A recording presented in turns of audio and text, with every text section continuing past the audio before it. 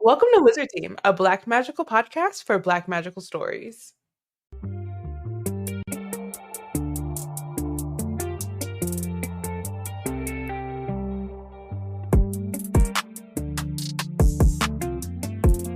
Hi everyone, it's Bayana, Robyn, and Porshèa embarking on a journey through the many fantasy stories written by and about Black people.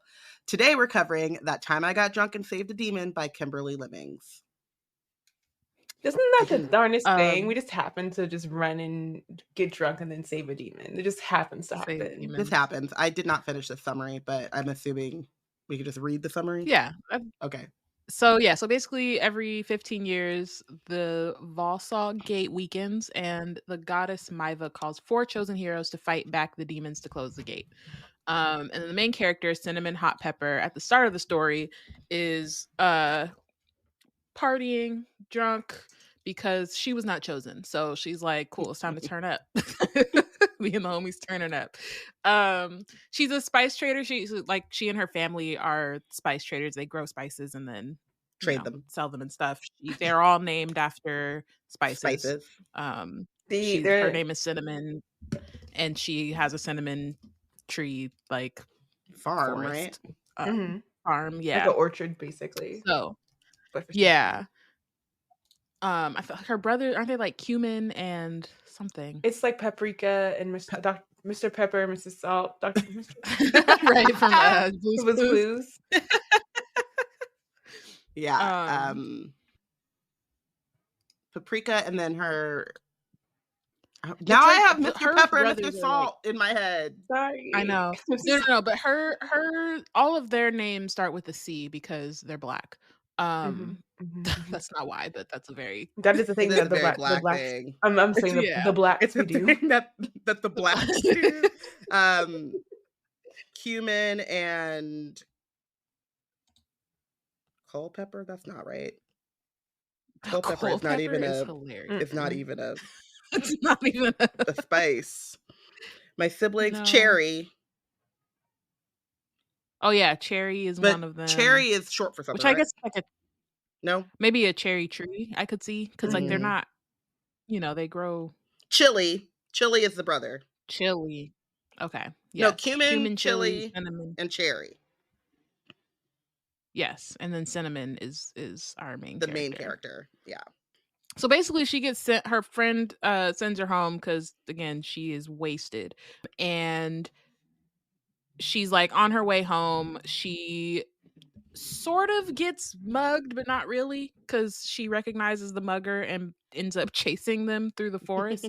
And then she, while she's chasing her mugger through the forest, she realizes that there's there was some kind of explosion that happened that was kind of close by, and everyone was thinking oh, it must be the demons who've gotten through the gate and who have to be fought off or whatever. So everyone in this world thinks that demons are evil. And so she is running through the forest. She finds this it's kind of the remnants of the explosion, and then she sees that someone is stuck. Yeah. Under some trees. So she's like, oh, I'm gonna save them. And then after she realizes that she just saved a demon who then chases her. Well, first he's like, run. Because I really don't want to kill the person who just saved my life, which is nice. It's considerate. And then he chases her. So yeah, so she runs home. Her parents, no one really believes that she was running from a demon. Though I'm not sure why. Maybe because I guess maybe they expect them not to be so close, or yeah, but she also gets, so he catches her, and she throws or hits him with cinnamon sticks. She has a branch, because she's hiding in her cinnamon tree forest, and then smacks him in the face with cinnamon branches or whatever. And then that's how she gets away, and he's rubbing at his face while she runs to her parents' house. That's important, even though it doesn't seem important, because cinnamon. Well, because cinnamon, the actual spice, not cinnamon, our Yes. female main character, is like an anecdote to like what is actually wrong with the demons. So go ahead, go back to your sorry. Yeah, so she runs to the parents' house, and like she lives, they have like this farm, and then I guess they have like different houses around the farm. So there's like her parents' house, there's her brother's house, and like there's her house. So she doesn't live with them, but she lives near them. But because she's spooked, she's like, I'm staying over tonight, which is extremely fair and relatable. And yeah, so she wakes up, she's like, maybe that was a dream, whatever. And then that next morning, the demon turns up at breakfast with questions about the cinnamon. And then we find out that Maiva, who's supposedly their goddess, is actually a witch, an evil witch who has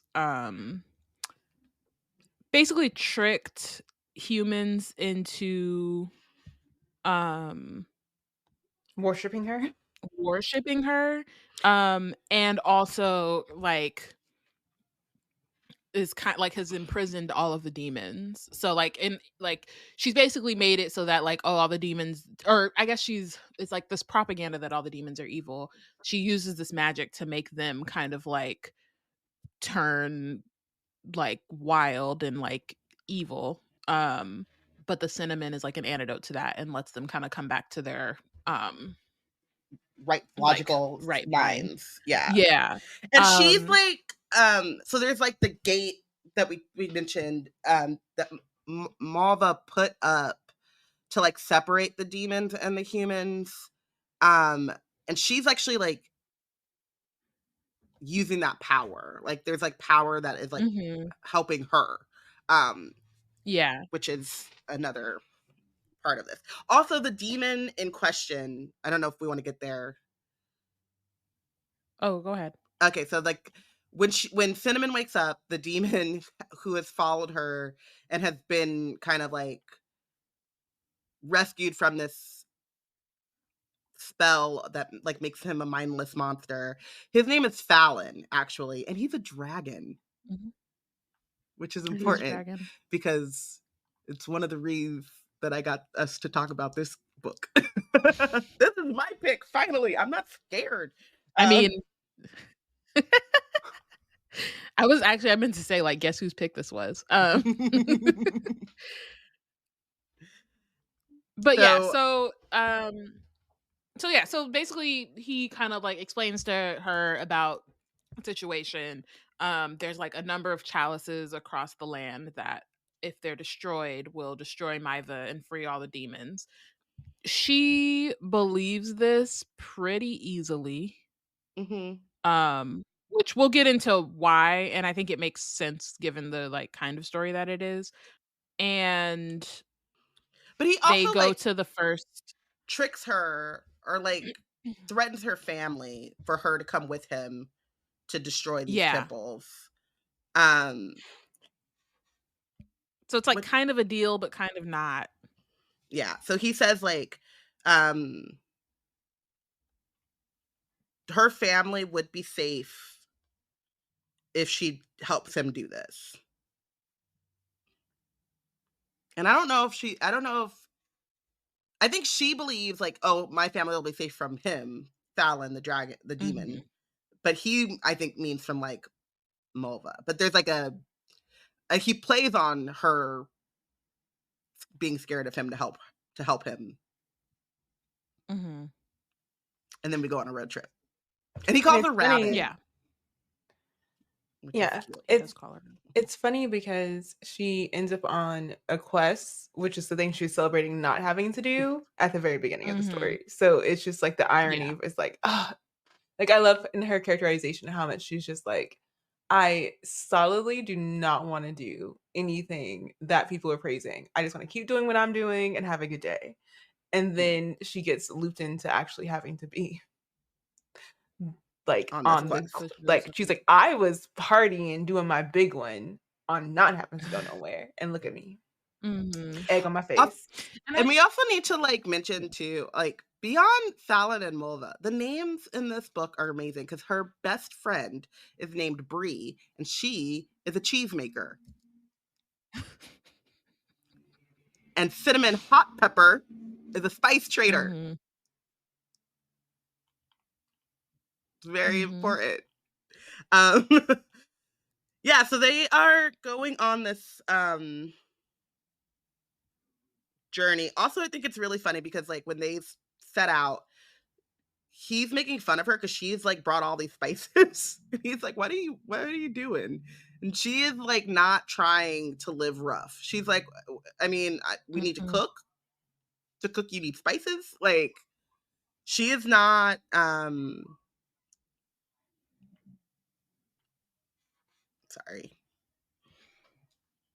Okay. She's not like we said, like the book opens and she's drunk because she's celebrating not being picked for this hero's journey. Her ex-boyfriend like left so he could go on like this hero's journey. This like, you know, he was a thrill seeker. There's like a thing about the heroes who go and help Mulva like close these gates every 15 years or whatever. Like they're celebrated as heroes, obviously, but they usually like don't come back. And so she's like, I'm not trying to die. I'm not trying to be a hero. I'm not trying to be an adventurous. I just like want to live my life in Boohale, which is the name of this. I feel like it's like a parish. Like the setting, it's not our world, obviously. It's its own made up world, but it gives me Louisiana vibes. And so it's a very funny, like, reluctant hero kind of trope, along with a like forced proximity with a demon. Who's very hot. And like I do appreciate the like reluctant hero trope. Like it's obviously very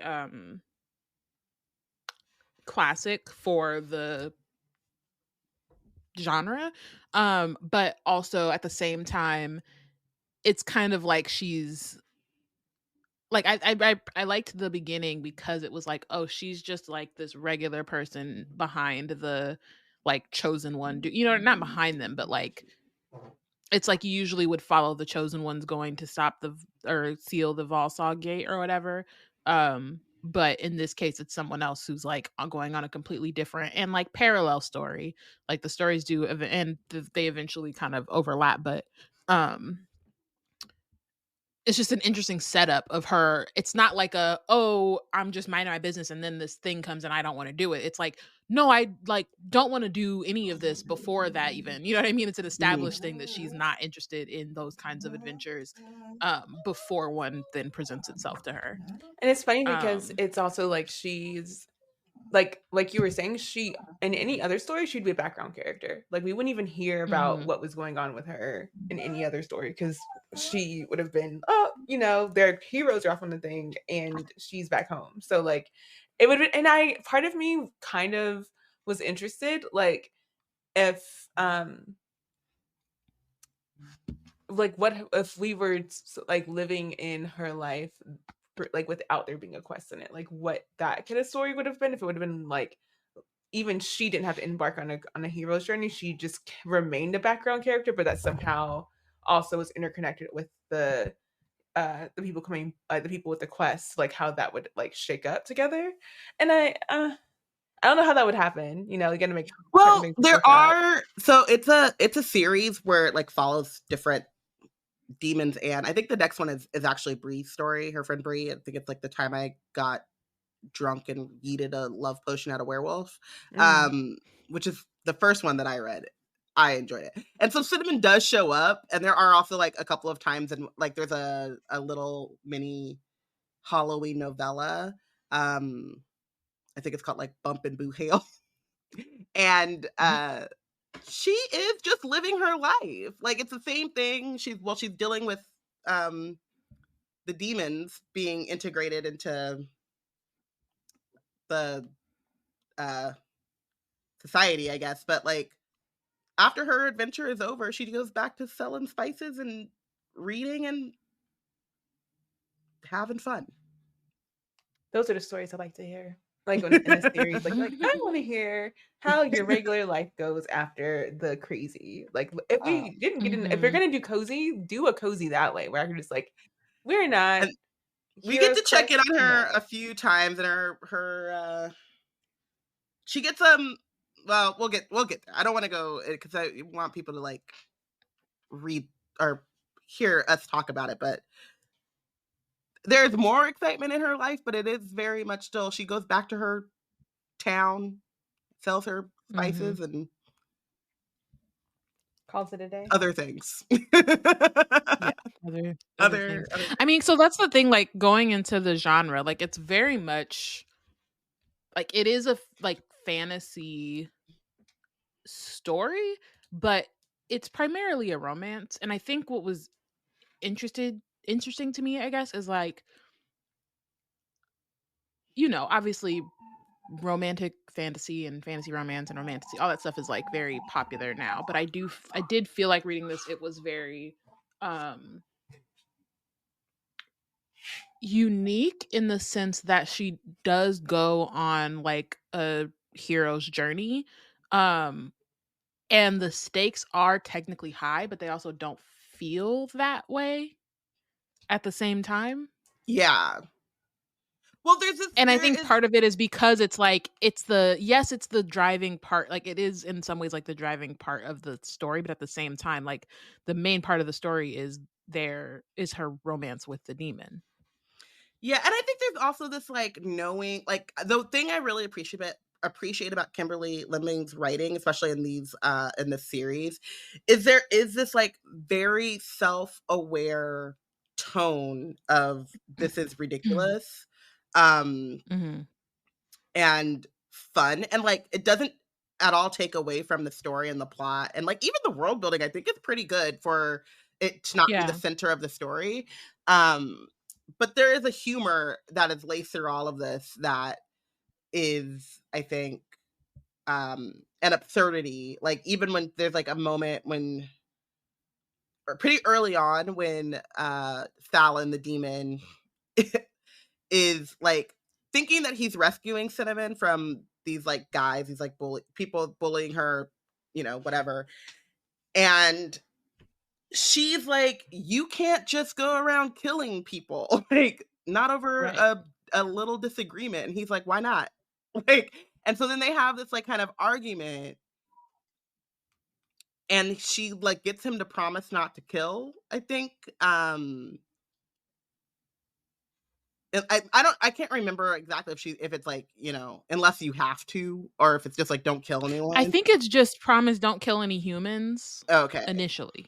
And then it changes. And he treats it like she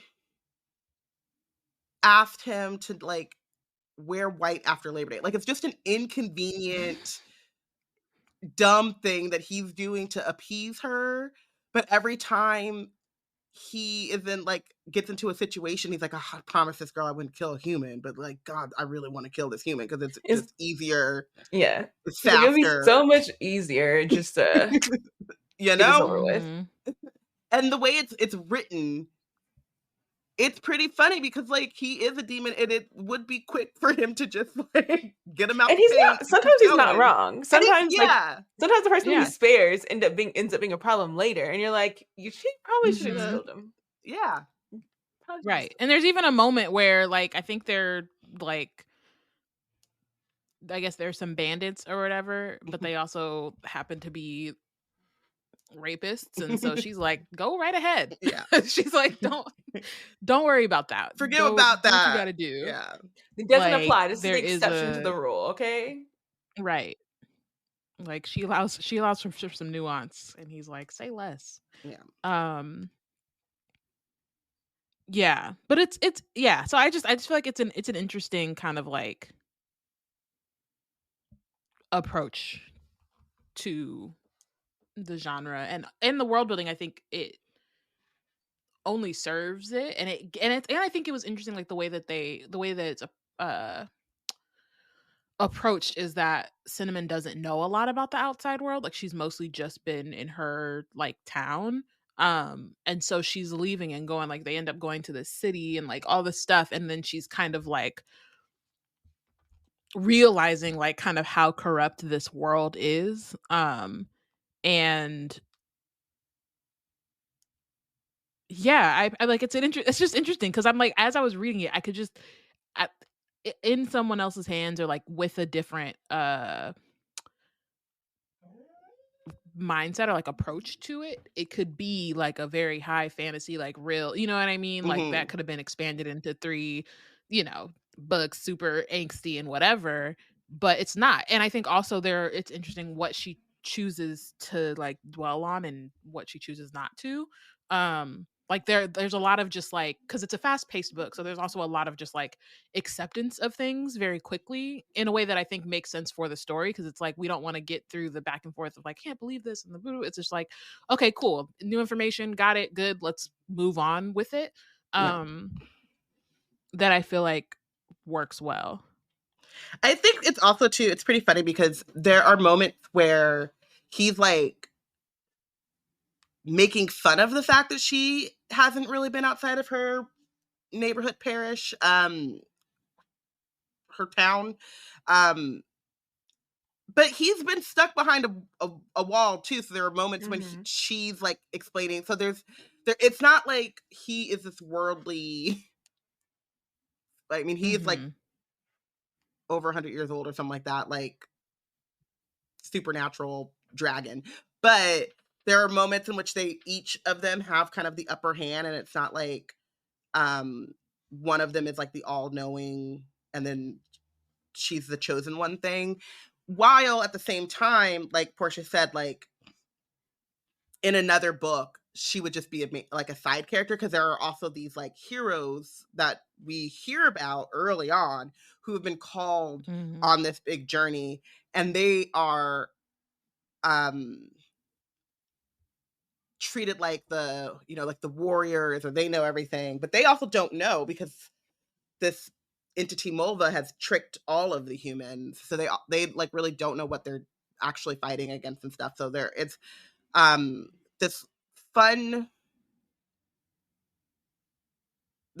way in which at different points in the story, someone is like the knowledgeable person, and like you're, as the reader, the world is expanding through learning about it from someone else's perspective, and those perspectives can be vastly different depending where they are, because they go from like a swamp in the middle of nowhere to like a city to see, and like all of these other places, and then depending on who is the one like explaining the world to them at that particular time.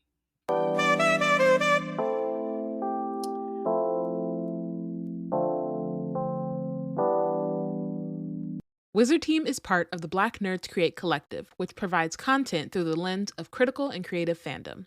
In B&C's Discord, you can not only find a channel dedicated to all things Wizard Team, but spaces to connect with other fellow nerds about stories across media, genre, and more. Join a group read, find book recommendations, and maybe even get the juice to write your own story. Just go to bnc-community.com to join. If fashion is your thing, eBay is it.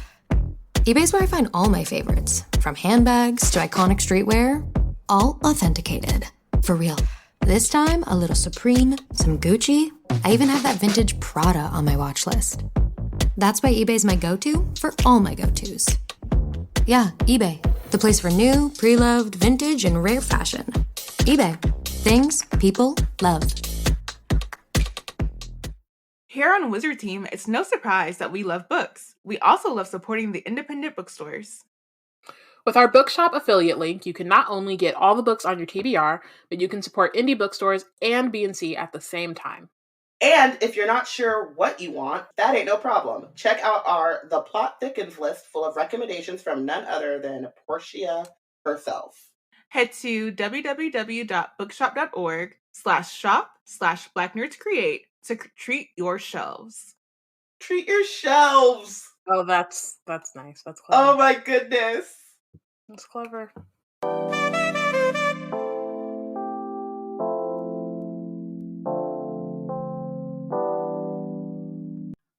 Also, I think so there are also tropes in here that I like enjoy, like I mentioned, like the forced proximity, right? They're traveling to these different temples in like a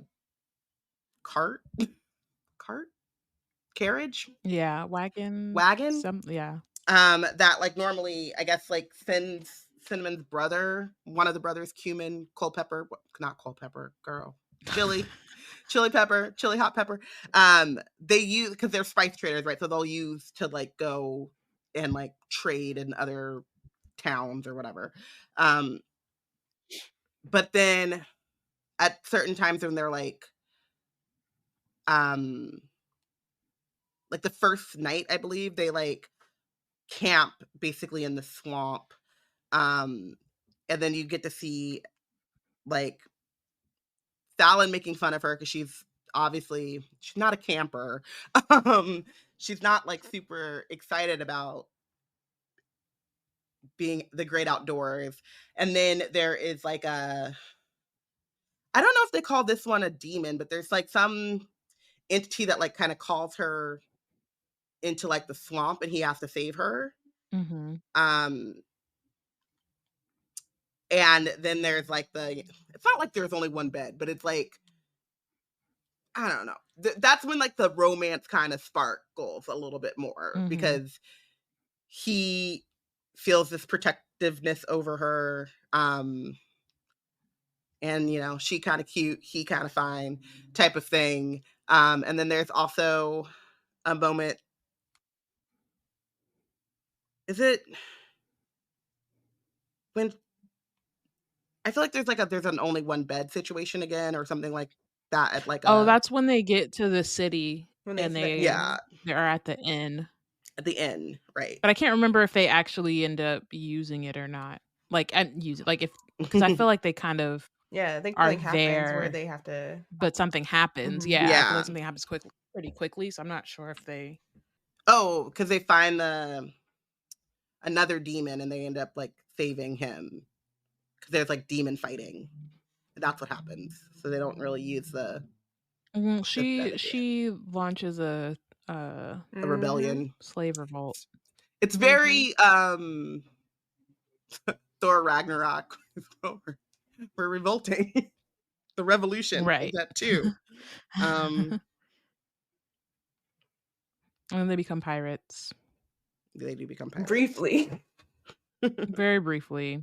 In the like pirates of a like bay, of like a port. Right. They don't get that far as pirates. Like distance wise. They're not like, but it's like it's very fun. It is and silly. And also like covers some pretty like, it covers a lot of ground, I feel like, in some ways. Yeah. I think it's really interesting about these books because they had like a moment in the book world, book talk, booktube, bookstagram. They had a social media moment, and that's how I found out about them.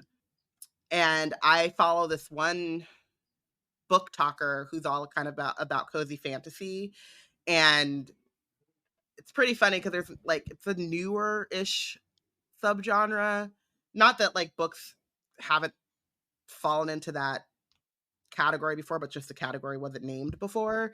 And so she talked so much about this story, and I think there's like 3 books and like 2 kind of like novellas in it's called the Mead Mishap series.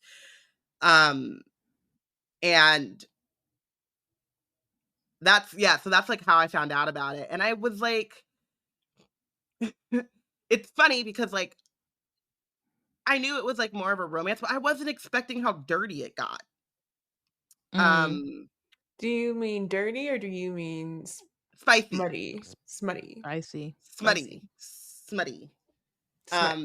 mostly I'm like, this happens in like the second book, because I read the second book before I read this one.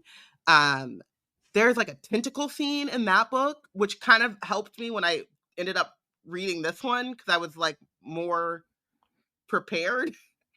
But I was like, what am I reading? Like, what is going on? And it was also like funny too, because like one of the things I don't really like about smutty books, especially smutty like fantasy, is like there's just like weird, a lot of times, not all the time, but a lot of times there's this weird tone shift once the smut starts happening, and it feels like all of a sudden you're in a completely different book. Different book, yeah. And these characters are different, especially like the men characters become like cavemen, like just real like, what am I trying to say? Like just real feral, I guess is like the best way to say that. And in this book, Fallon takes every opportunity to like make fun of / like semi-prank Cinnamon. He calls her Rabbit. It becomes like a cute pet name, but like it bothers, like she's like annoyed by it, but she's scared of the man, so she's not gonna like say too much, or whenever she does like get feisty, like she'll like try to stop herself because she's like, this demon could kill me. But he's always got this like kind of humor and when he's talking to her or like teasing her.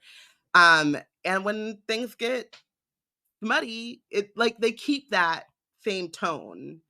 And I really appreciated that about this book too, just because as much as I love to read romance and I love to read romantasy and stuff, that the actual smut part, like I much prefer like a closed door, just because, not because I'm like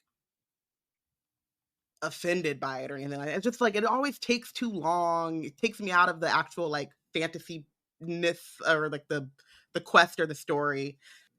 And then a lot of times, like I said, they have that tonal shift that just feels like awkward to me. And so I really appreciated that in this book, even when those things happen, and like even before they end up doing anything about it, whenever she's like noticing him, or noticing how good looking he is, there is still like a humor that overlays even her like horniest of thoughts, which I appreciated. Yeah, I think that like it, like you're saying, like there are moments where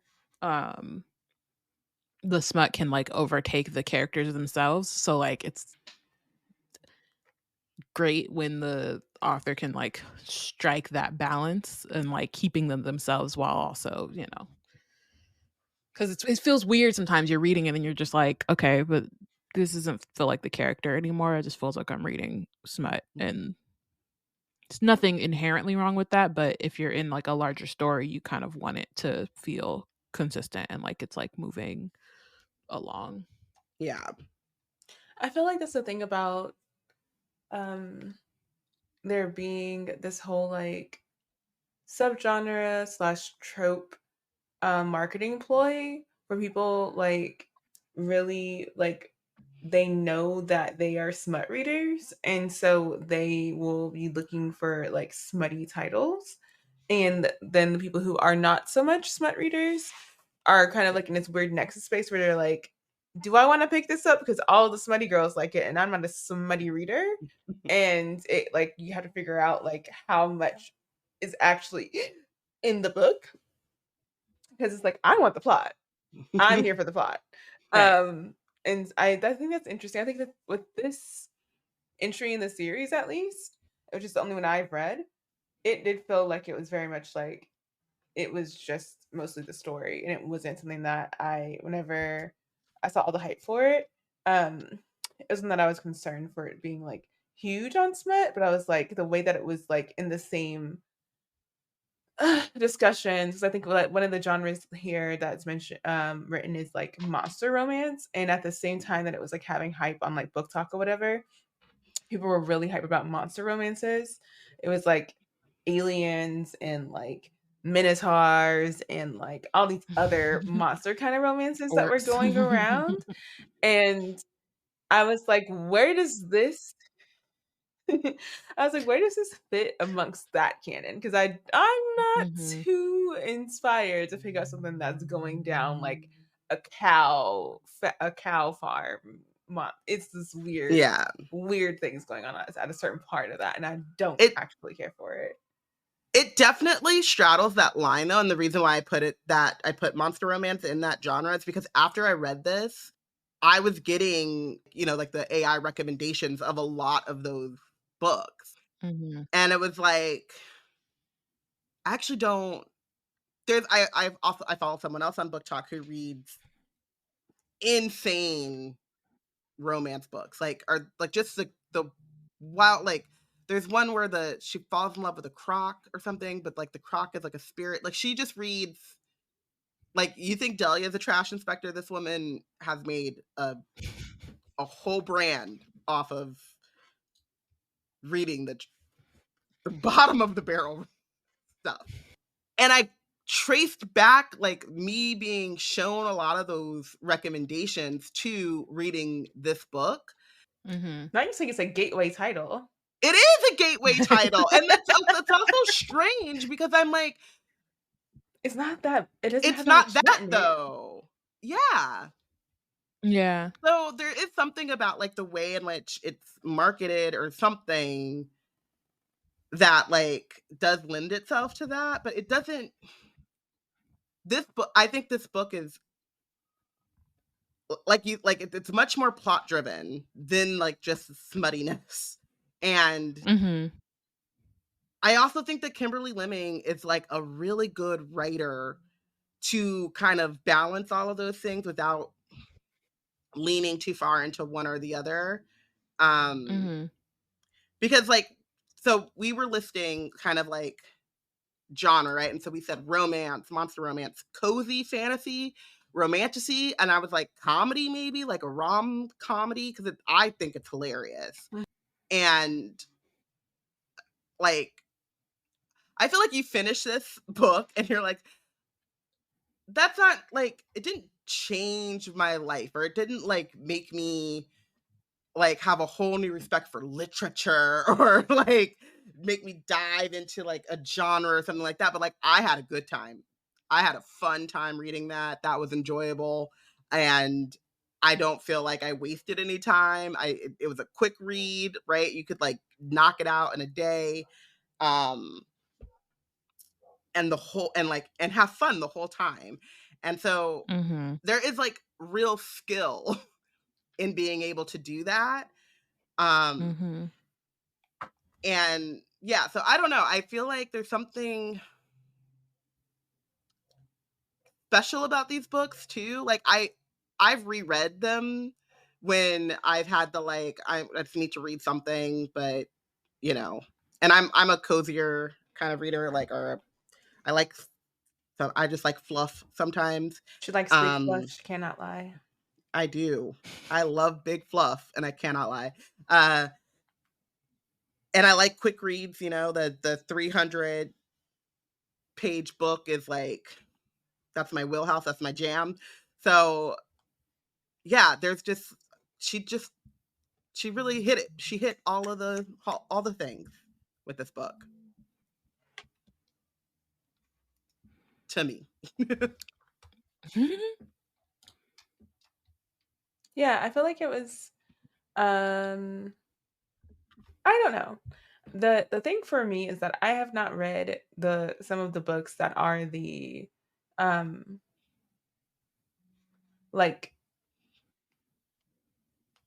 model books for the genre. So for cozy fantasy, I feel like that's Legends and Lattes. I still haven't read that yet. So I don't really have a meter of how it sits on the model scope of cozy fantasy. But it is a fantasy that I feel again, because I'm here for the plot. I'm here for the plot for every book that I read, because I'm a plot driven kind of reader.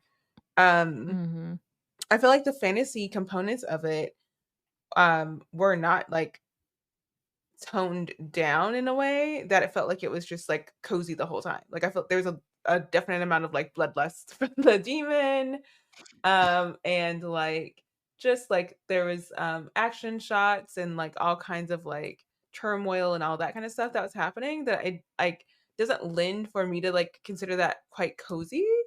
Um so it really felt like it just like kind of, I guess for me, landed more in like the romantic category. And if I like think about like romantic books, then for me that this would be like a good example. Like if I were to like talk about romantic to someone, I'm talking about something that falls within this realm of romance and fantasy put together.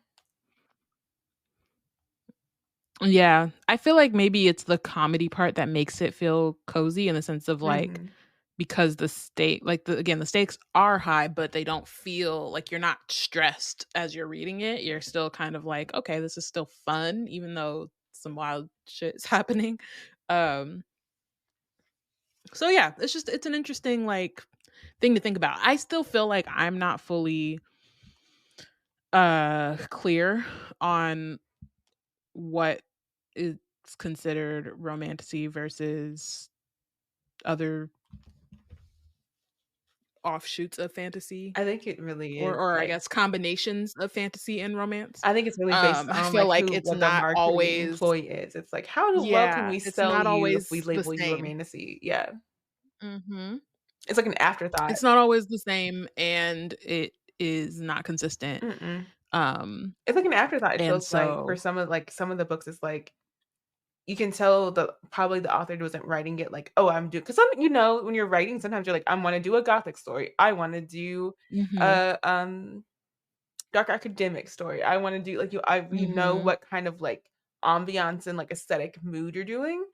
And it doesn't and feel even like if romance is a part of that, yeah, it doesn't necessarily make a it like, romantasy. well, I don't know. I mean, if they're My relabeling point things is that I now, don't know. yeah. It's still unclear. It might make it romantasy. It might not. It's yeah. So there's that too. I But wonder if like we'll see growing levels of intention when it comes to the writing. maybe I kid you not, like maybe I think it was yesterday actually. I was on one of the very many social media sites that clog my phone at this point, but I was just scrolling and somebody had like asked the question of like, what is romantic romance, or I guess fantasy romance versus romantic fantasy, and I kid you not, two of the replies were the exact opposite. It is like it was like one said one thing and the next reply literally said the exact opposite. I was like, this is the problem. And who That's was not the helpful. speaker? Like, who were the people who were responding?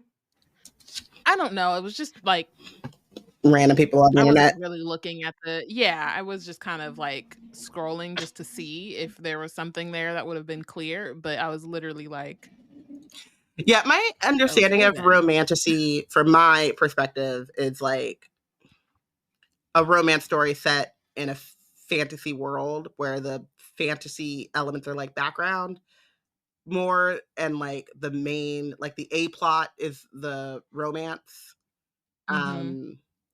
See, and I've heard the opposite, where the romance is the B plot, or not even the B plot, but like it's like an AB equal. Yeah, but it's just like it's not. The answer could just be that it's all of that, It's and it all falls of that. under like that. It's whatever. It's really whatever publishers can market. It's the marketing team. It's the marketing team. Yeah, absolutely. We talked about this with Alexis Henderson when we were talking about, go listen to our other bonus episode about An Academy for Liars, and she was like, I write the book and then y'all tell me what the genre is. And like I feel like that's even like twice or like double that for like subgenre, especially these like kind of popular trendy subgenres like romantasy, cozy fantasy. Like I think I really like cozies across genre, except I don't believe cozy horror is a thing. I don't care what Porshèa says. If it's horror, it's not cozy. When did I ever say that? I don't know if you said it or not, but you like horror, so I just wanted to cut you off before you said it's a thing. but like cozy mysteries, cozy fantasies. I think a lot of that, like what people call like chick lit, is just like cozy literary fiction. I guess, if you want to like put it that way. I like having that distinction just because of the way that my anxiety is set up, and like I like knowing going in that I'm not going to be stressed out, or I like knowing that I'm going to be stressed out. And so I can, because I am also just a mood reader, I can just very quickly be like, I'm not in the mood for this. Or and I think another thing is like being able to say, it's not the book, it was me. Like in the moment, it just wasn't the time for me to read that book. Like if I pick up the exact same book at a different time in a different mood, I might have ranked it completely different. Like so I do like having those labels, but they are also, I think, things that are put on books after the fact and not something that is kind of intentional in the writer's mind, unless they are writing to like take advantage of the trend. And like I feel like you can, a lot of those books you can tell, like when dystopian YA was like a big thing after Hunger Games and stuff, like, and like we had the flood of books, especially now with the prevalence of like self-pub books and how it is coming back, what with the Hunger Games coming back. Especially, but I think with like the prevalence of like self-pubbed books and like, you know, me, I love a Kindle Unlimited, like they flood so fast as soon as they become kind of the it genre. But then I think that there are things like this book where I feel like she just had a funny, interesting story that she wanted to tell. And then it got slapped with monster romance, cozy fantasy, romantasy after the fact, when it's really just like this quirky little book about someone getting drunk and falling in love with a demon. It is all of those things, but it's also not like, but it's also all of those things. It's not like you can really fit it into a specific like kind of niche. Okay, so we kind of talked about the characters a bit, or I guess we mostly talked about Cinnamon and Fallon. I feel like who is the demon? the like evil witch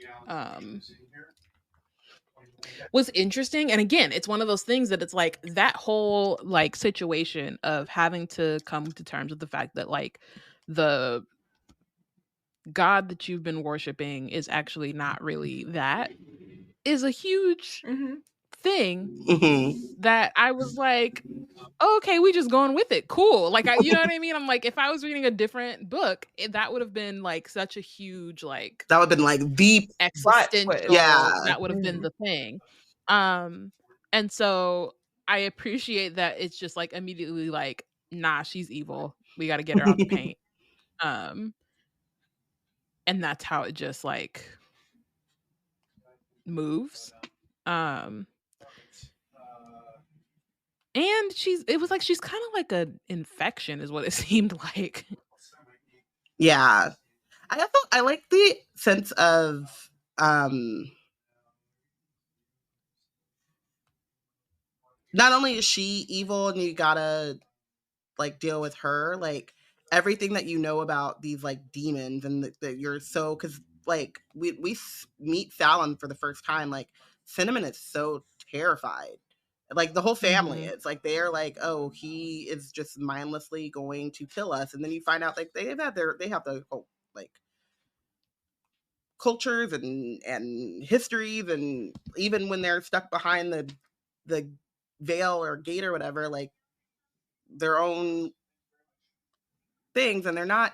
And I think it's interesting too that they're called like demons, because I think that I mean, we talk about this with Legendborn all the time too. I think it like denotes a certain amount of like inherent evil, and they're not even that. Like Fallon just wants to like, and all the reasons they know about the demons and the reasons that they fear the demons are actually Maiva's fault. Like, she's literally like enchanting them to become like these feral kind of like mindless monsters. And then when you are able to like strip that away, then it's like, oh no, you're just some dude. with, you know, there's magical powers Magical and like powers. different kind of cultural norms and whatever, but like essentially just some dude. Aren't they mostly like shifters? Yeah. I think they're But I mostly don't know if shifters. all of them are. The ones that we see, like there's a werewolf shifter, and is Ambrose, he's like a snake thing. I don't think he shifts though. I think he's just like, He doesn't shift. He's like a half snake thing. Yeah. And then there's like the orcs, which I don't think they shift. But Fallon does. He shifts, right? But Fallon Fallon does. He does, shifts yeah. into a dragon. There's the werewolves. Felix shifts into a werewolf. Yeah. Yeah. So they just seem to be like magical beings. Yeah. Mm-hmm. Um, And ones that are like visibly so. Yeah. Because Mulva is not considered a demon, but she's the one who made all the rules. I mean, she's a witch, Yeah. but also she's the one who made the rules, so there's that too. Well, I mean, but I guess what I'm trying to say is like witches exist in this world and wouldn't be considered demons. Though I don't know how well known it is that they are witches, because they thought she was a goddess because she made all the rules and she lied. But yeah.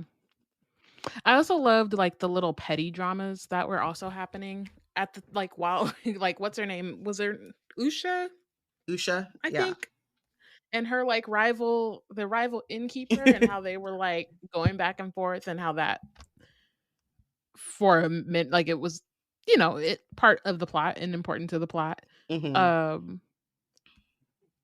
Like I feel like everybody was very, and then like she became the pirate captain, like she's just of the bay, right, of the bay.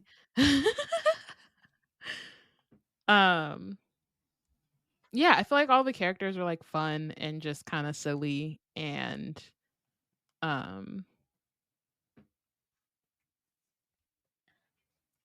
yeah, just helped to make the whole thing.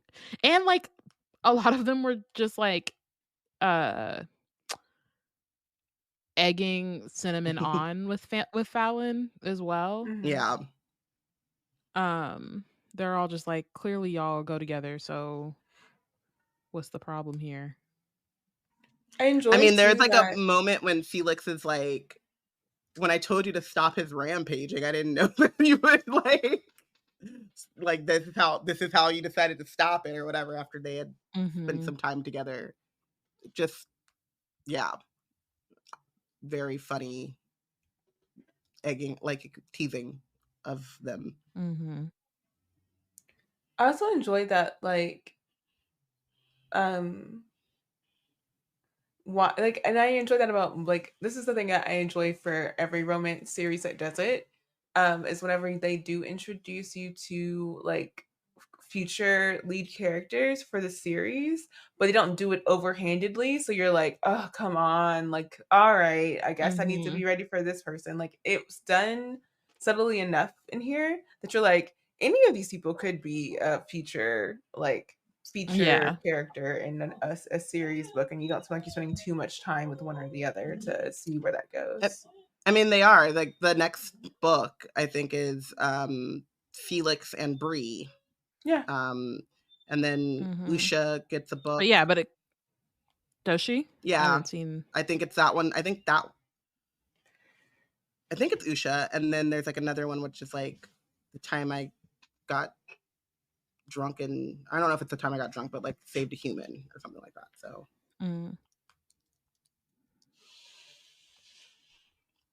yeah, but yeah, it just it keeps the world broad, and it feels like, oh, it can go in any, I guess, direction. Yeah.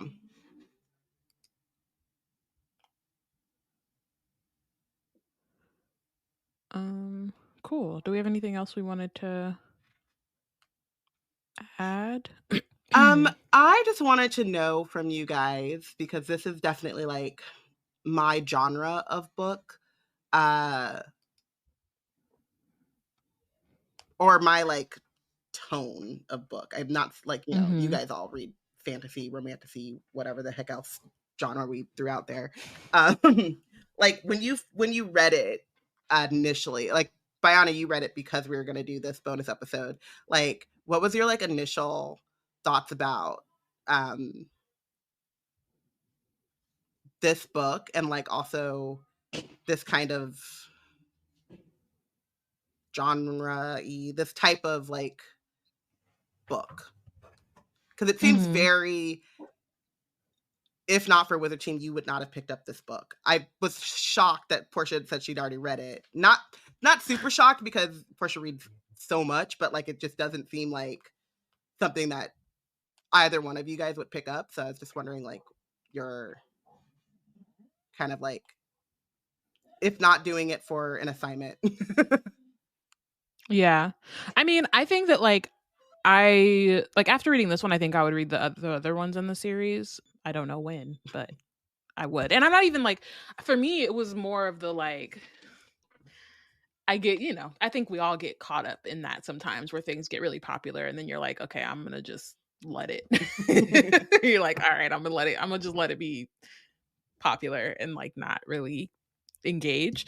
So I think that's kind of where it fell for me. But also my TBR is so long. And a lot of times I'm kind of just like, I gravitate towards the books I gravitate towards. So like when you said it, I was like, oh, sure. Like whatever, you know what I mean? Like I can read it. And romances are generally, not always, but generally faster. So it wasn't like it was like, I didn't feel like it was a disruption or whatever. But yeah, it was less that I didn't think I would like it and more just like I was letting it just kind of. You were vaguely aware and you'd get to it if you got to it, whenever you got to it. If I got to it, but I wasn't like, it's not on my TBR. I'm not like actively interested, but reading it, I enjoyed it. I thought it was really like an interesting approach to both genres, honestly. And yeah, I was like, when I finished, I was like, oh, I'd read the other ones like at some point. And would be, you know what I mean? Like, I feel like I'd enjoy them. So yeah, it was less like, I'm not interested and I would never read a book like this, but more just like, it's not my general genre. I have hella other books that are on my TBR. So I'm just like prioritizing them. But yeah, no, I'm like, it was cool. And I'm not like against reading cozy stuff in general. It's just, again, stuff like that where it's just like, it's just not your preferred. I have to be in the mood. Yeah. And it's not my like go-to. And like if I read them, I generally am like cool. Like I enjoy them, but it's just not my go-to. Yeah.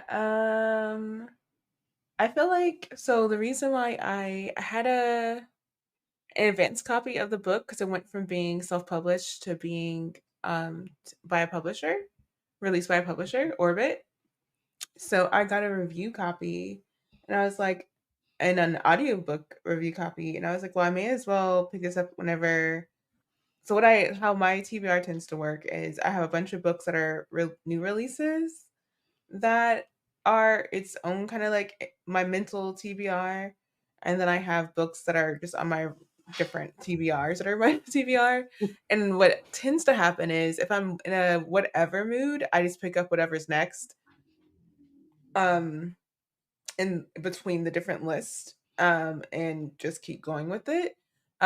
Unless I'm like, I'm not in a mood and I gotta figure out what mood I'm in. And I think for this book, I might have been in between, like maybe like a pretty strong nonfiction book, and like I might have just like read like a pretty like politically developed fantasy book and then a nonfiction book, and I was like, oh, I need a rest, so I'm gonna put in a random fantasy book, a romantic-y possible book. Yeah. Yeah, I mean, I already kind of use romance in general to break up my like heavier reading moments. Or if I just feel like I'm kind of getting bogged down in the same genre, or like if the books feel very similar back to back, then I'm usually like, all right, let me just throw something that's like way different. And so I think this would probably I think this whole series probably would apply. Like, and like I haven't read like a palate cleanser. It's like I don't. Yeah, sometimes I'm just like, I need my brain to kind of like, and I've like this month has been interesting because I feel like I haven't really like, I've kind of been not all over the place, but nothing has felt like too samey, right? At least for the first half of this month. But yeah, usually I'm like, okay, I need to, I gotta shake it up. I gotta do something. Because I inevitably and always will just like gravitate to fantasy. I feel like romances aren't like a So. true palate cleanser for me because I feel like if it's a book, there's any chance that that's the thing with romance. Gosh, romance and me are very like specific. I can only really F with like very specific kinds of romance. And so what tends to be my palette cleanser tends to be like something with images, like graphic novels or like manga or something, because then I can just like, and those like one of the mangas that I'm reading is basically like it's kind of romance, but it's mostly fantasy. But yeah, I feel like because it is like it has like a kind of carefree kind of vibe, like with the titles, that like you kind of feel like you know what you're getting into when you're picking them up. So I could see like the next time I'm like, I just need someone who is like, well, there I go, eating a freaking potion at a werewolf, and then it's time to like pick it up. You know, like it's something like you can call on. And then now that I've read the first one, I can know the caliber of the writing, so I can know like, okay, like when I'm in a mood to just like have something to kind of like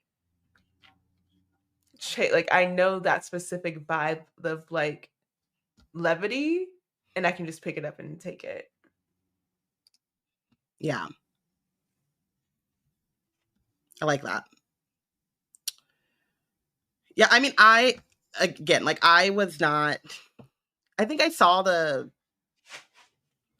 book in like all of these like cozy fantasy type of things, and it definitely was not like top of mind, like the first thing I was going to pick up when I was like going through, and like the first cozy fantasy that I read that I was like, I want more of this, whatever this is, and like got me into like looking at the genre and stuff was a very irregular society, a very secret society of irregular witches, which I loved, and I can't wait for the next one. It feels like it's never coming out, but and that's what got me looking for something like similar. And this title came up a lot when I was looking for that stuff, and I was like, that is not what I'm looking for. You know what I mean? Like, because it just does seem like you said, like so silly and whatever. And then it was like I said, like I read it and I was like, that was enjoyable. That was just like a really fun time. And in a completely different way than like the other cozies or romanticies and stuff like that. So I appreciated that. But yeah, I don't know. I just thought it is one of those, like you said, like even for me, like it's so its own thing and like comfortably its own.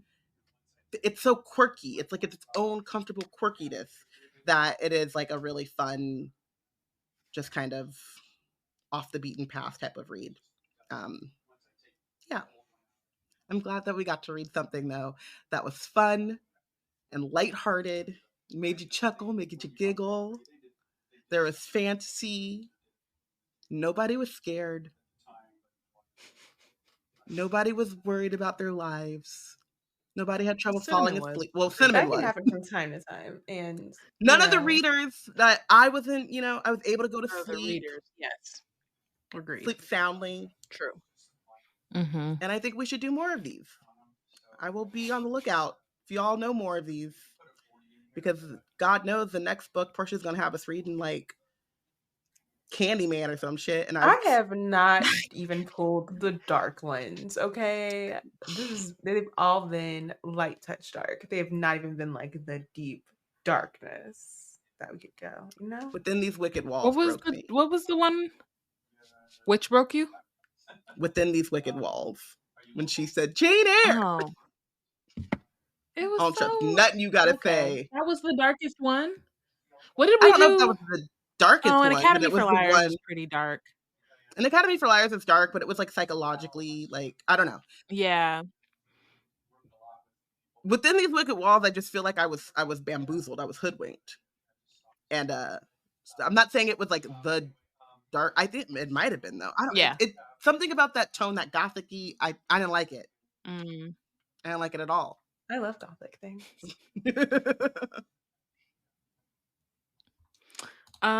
Cool. Do we want to do MVP benched? I'm gonna MVP Cinnamon for not wanting to be the chosen one, but going at it with gusto.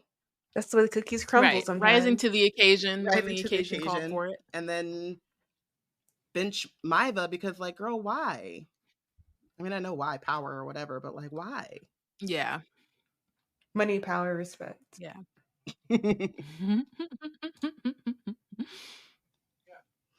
We're all on the same page there. Mm-hmm. All right. Well, thank you guys for listening. Join us Wednesday when we continue our discussion of Bloodmarked by Tracy Deonn. Wizard Team is part of the Black Nerds Create Collective. If you want to keep up with our content, you can check out our website at blacknerdscreate.com and follow us on Instagram and Tumblr at Wizard Team Pod and at Black Nerds Create. Bye. Bye.